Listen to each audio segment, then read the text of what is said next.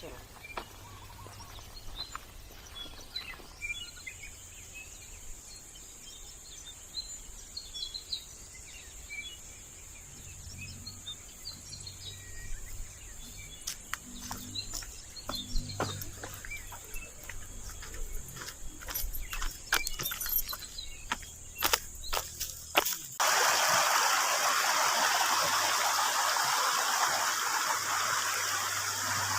Hello mga ka-miners, kamutan, welcome back to my channel. Nandito kami ngayon sa Amuno Rizal. Pag-video ng Amuno Rizal para mangolekta ng may process. Ang target natin ngayon na kolektahin ay black sand. Kaya nandito tayo ngayon sa river ng Amuno Rizal. Tara, hanap na tayo.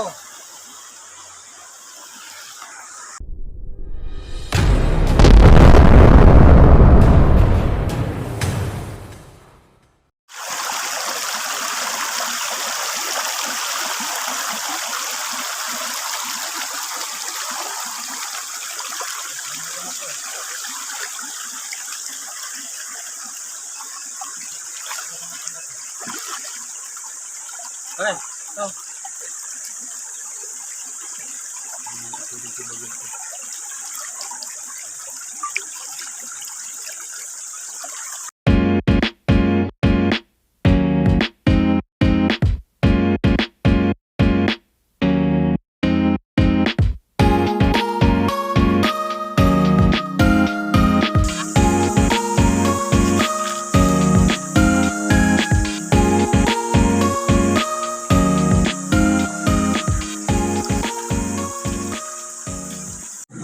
Ayan, liit.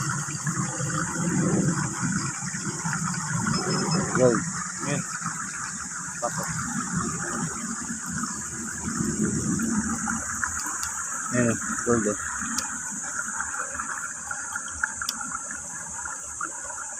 Maliit lang siya. Small, tiny. Meron doy. Maliit naman eh. Yan, yung inano mo. Galing sa butas? Yan, sa butas. Meron dyan. Bara-bara na sa loob dyan. Bang. Kinang.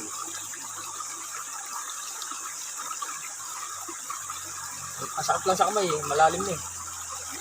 Angatin natin to eh.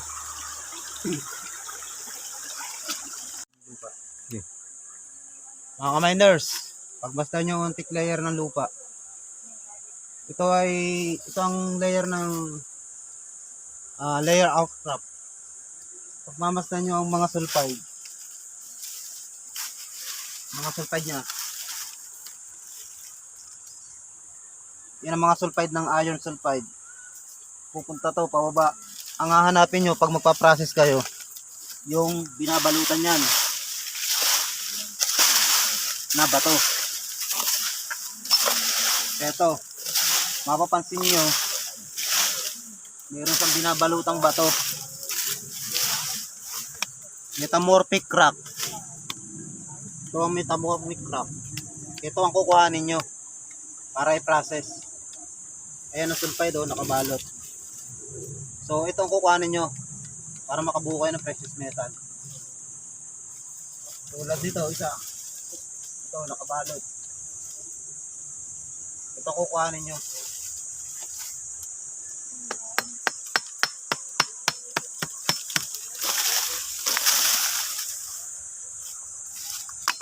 Ito ang metamorphic rock from iron sulfide. Ito ang kukuhanin nyo para i-process. Yung nababalutan ng mga sulfide. Yun ay ipaprocess sa precious metal. From iron sulfide to lead sulfide.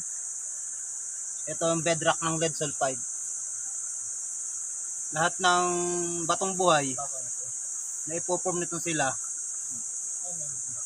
na nagkakalawang ang labas, naninilaw o nagpiping. Pag binasag nyo, parang may salasalamin na durog, makikintab. Tapos ang kulay ng bato sa loob ay dark blue gray. Positive yun, high grade yun sa precious metal. Lalo na sa gold, yung silver.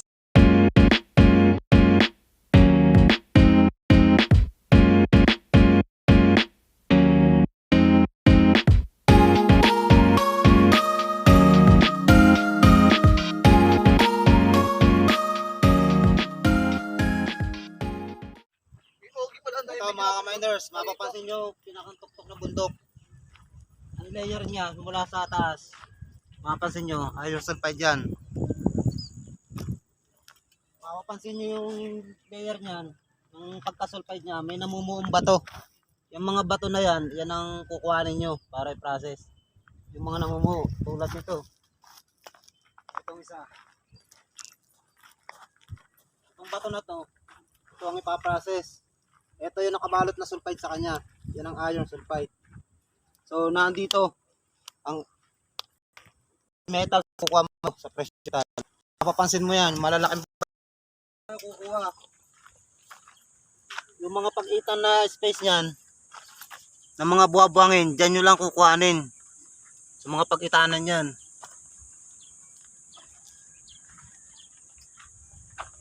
Yung mga malalaking bato na yan.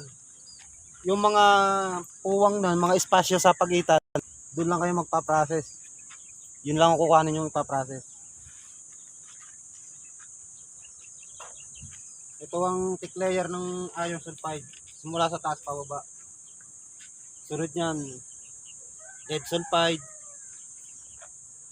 copper sulfide, silver sulfide, gold sulfide.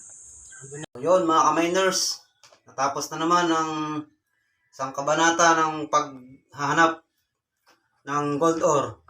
At ito yung nakolekta natin black sand.